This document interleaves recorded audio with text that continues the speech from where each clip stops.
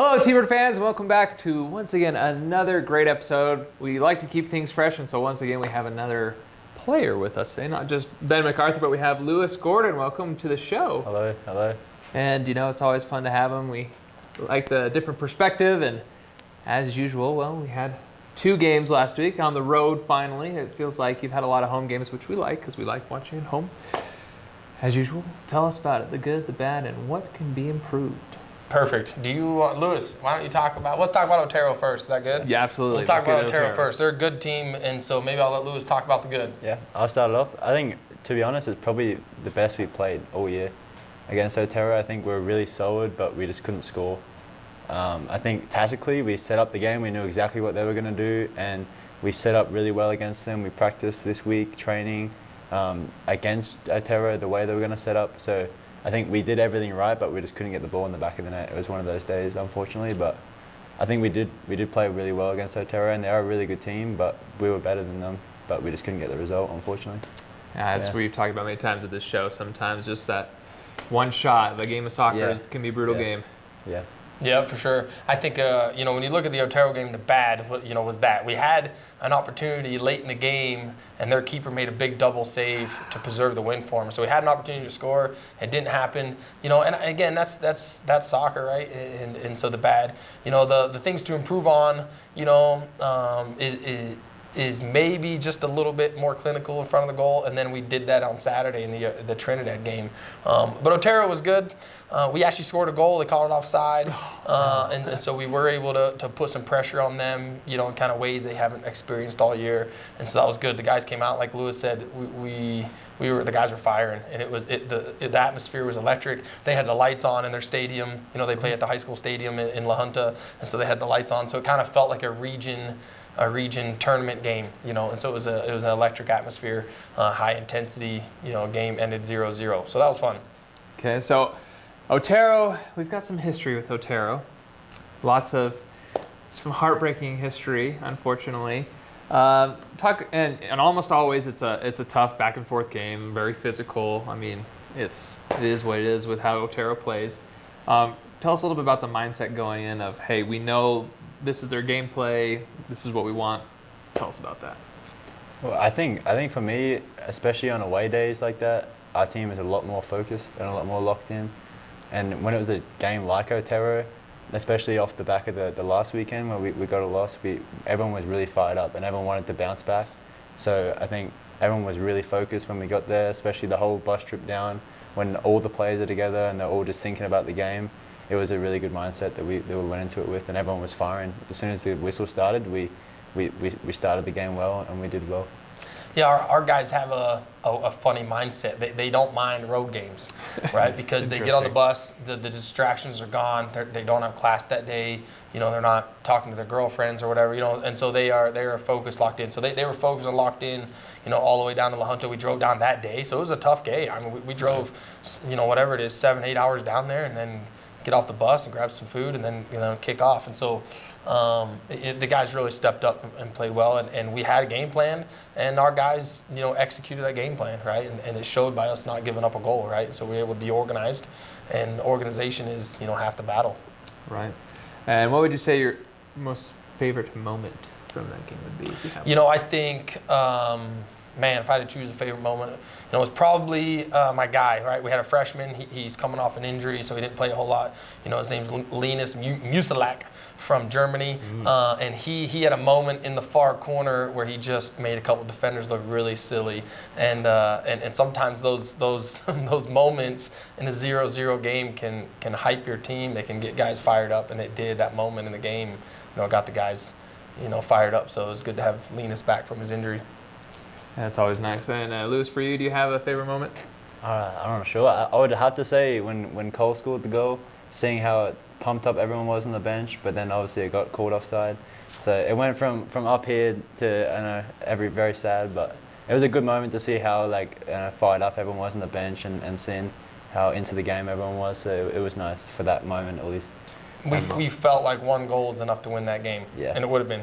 Right, one goal would have been enough to win that game, and they called that goal offside, and it is what it is. And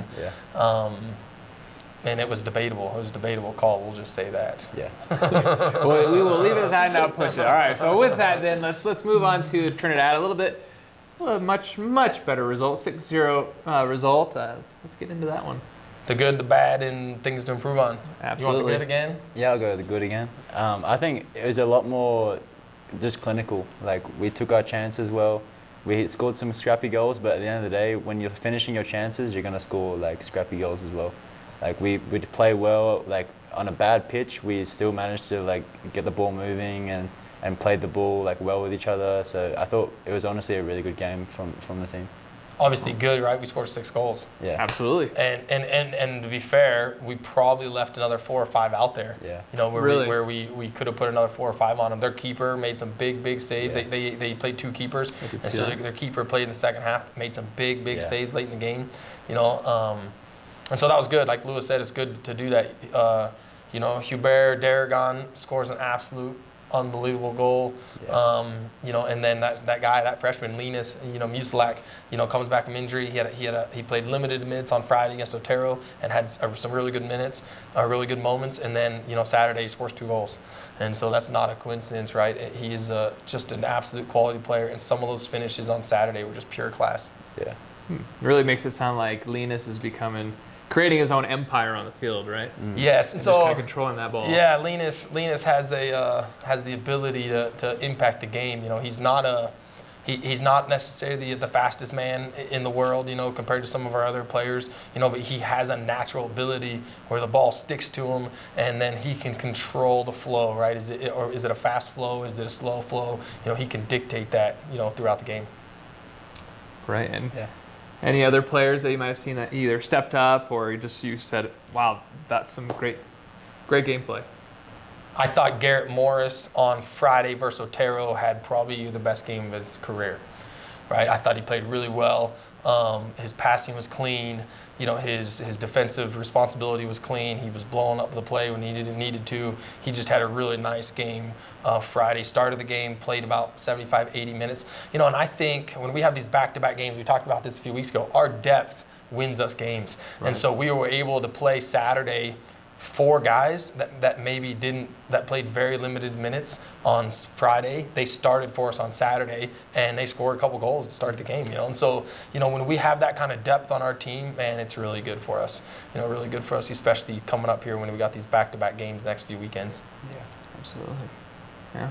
As an empire, right? Our team as an empire, right? We are deep. We are a deep empire team, if you want to say that. I agree. All right. So I guess that leads us perfectly into our next little segment here about what we have coming up this weekend. We do have some home games, and we're still in conference play, which you are now, I believe, 2-1-1. Is that correct? Yep, 2-1-1. 2-1-1. I mean, it's still kind of in the running. That's what we want. We'd love to have you host regionals. I don't know if it's our turn to host regionals. If it goes to the high seed, it goes to the high seed. So So there's a chance we could have some home games at the end of the year. So that's what we're hoping for. So let's talk first Friday, Western Nebraska, I believe, is that Friday yeah, game? Western Nebraska's Friday. You know, we owe them. We played them just a few weeks ago, and they beat us 1-0 on a scrappy goal. And they are a scrappy team. They're organized. Todd's a good coach over there. You know, he's got his guys clicking. They play really hard for each other. And, you know, they've got a good culture on that team. And they just play hard. And so if you don't show up and play, you know, they can beat you.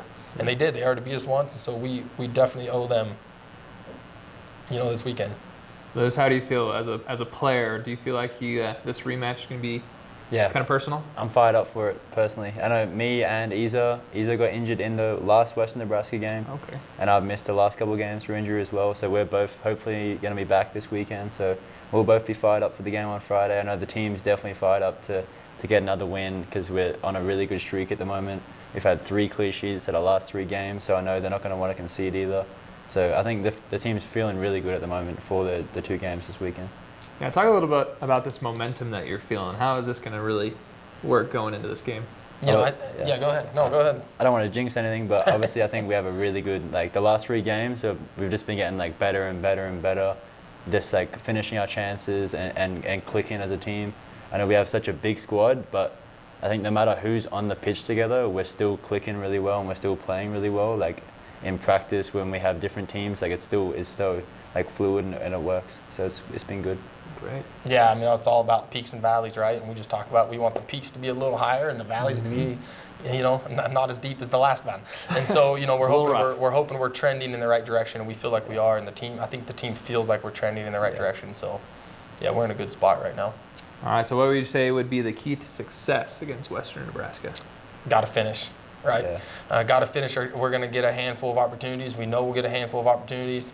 They're going to get a handful of opportunities. Can we make a save when we need to make a save, or block a shot when we need to block a shot, and then can we put one in the back of the net, or 2 or 3 in the back of the net?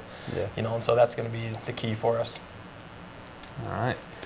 I'm looking forward to that game. It should be a fun grudge match that we got, and should be fun. I would love to see another one in the win call. Yeah. Yeah. All right. So there's that Friday game, which will be at home, obviously, and we love that because then, I can go and watch that whenever, either on the live stream or at Moraine Field. And then we have Saturday's game. Remind me again who we're playing Saturday. LCCC. Ooh, and that one is always a tough one. I mean, they have been the boss of the Region 9 Empire for about 15 years. I mean, that is very true. So 15 years, they've kind of ran the show, in the Empire of Region 9 soccer.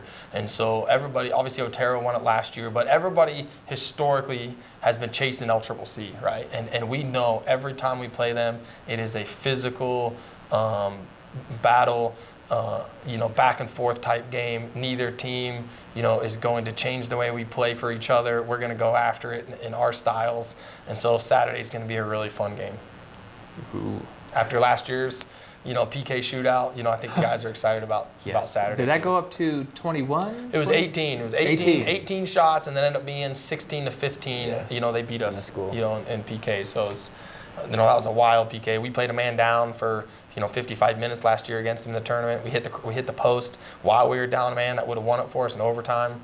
Koti Yamanashi hit the post against him. So last year was an absolute battle, and we lost, and it's been in our minds since last year, right? And these 16 returning players like Lewis, they've had this date circled for LCCC for a long time. So the key is let's take care of business and have a clean game against Western Nebraska, and then we can be prepared for a big game Saturday. Okay. Lewis, do you have anything to add to that? Yeah, I agree. I think no matter what happens, I think we have to obviously make sure we win the game Friday, but even if we are sore and even if we are tired, I know for a fact all the sophomore from last year are going to be fired up for that game on Saturday, because it was the only team in the region last year that we lost to.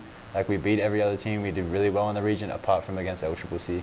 So I know everyone wants payback, and everyone that was here last year wants to win that game. So we're definitely going to be ready for Saturday no matter what happens. So I'm excited. I like that we're all fired up for both games, obviously. Should be a fun weekend. I mean, 2 games are going to be some just great football, some soccer, sorry for all the Americans out there. Yeah. Some great soccer. And so what's something, going into both of these games, what's something that you've consistently done well that will really kind of lead to success for the weekend? I think just our organization defensively, right? Every game we play, we have some kind of a plan to be organized defensively. And I joked about it a few minutes ago, organization's half the battle, right? So as a team, if we're organized defensively and we know what our roles are, and then, that gives us an opportunity to get shutouts. And we have the past 3 games, got 3 shutouts. And so when you get shutouts, you give yourselves an opportunity to win, right? Absolutely. Lewis, you got anything to add? Yeah, I know a lot of times on here, and you say it a lot, is having a 90-minute game. And I think the last 3 games we've done that, and we've finally been tight at the back, and we're finally all working hard for 90 straight minutes. We're not switching off. So I think just doing the same thing these 2 games is going to be the key. Just not switching off and working hard the whole game, not having any little moment where we're just giving up a stupid goal. So just working. And as we've seen, it's always been those little mental mistakes that lead to goals, and it's your own selves that kind of bite yourselves. But we're looking forward to these two soccer games. It's going to be some great soccer. So T-Bird fans, if you're looking for some really good stuff to watch this weekend, come check out the men's soccer game. 3:30. Both days. Friday, Saturday. Friday and Saturday, 3:30. Yeah. Be there. Hope to see you next time. Thanks.